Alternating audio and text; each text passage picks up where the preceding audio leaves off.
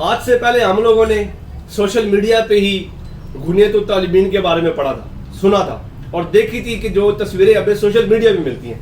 لیکن آج میرے ہاتھ وہ کتاب لگ گئی, ان کے غوث پاک کی اور ہمارے شیخ عبد القادر جیلانی کی غنیت الطالبین. آگے ہے جی, نماز کے بارے میں بتاتے ہیں جی. نماز کی شکلیں بیان کی ہیں شیخ عبد القادر جیلانی نے. نماز کے شروع کرتے وقت دونوں ہاتھوں کو اٹھانا, اور رکوع کرتے وقت اور رکوع سے سار اٹھاتے ہوئے دونوں ہاتھوں کو اٹھانا. آگے چلیں, جو یہ کہتے تھے کہ نہیں آمین اونچی نہیں کہنی چاہیے, اور قرات کو اونچی پڑھنا اور اونچی آمین کہنا, یہ بھی بات ختم ہوگی.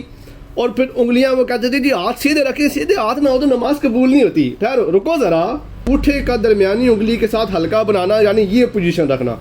اب یہ اینڈ پہ کہتے تھے جی جی دیکھیں رفع یدین والوں کی بھی نماز ہوتی ہے, بغیر رفع یدین والوں کی بھی نماز ہوتی ہے.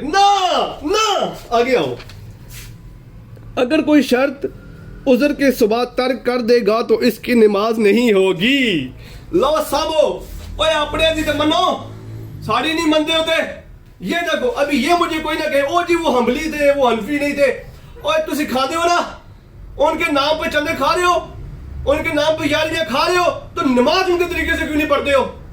اور ابھی تو اس کتاب کا کچھ حصہ میں نے پڑھا ہے, آگے دیکھو ہوتا ہے کیا.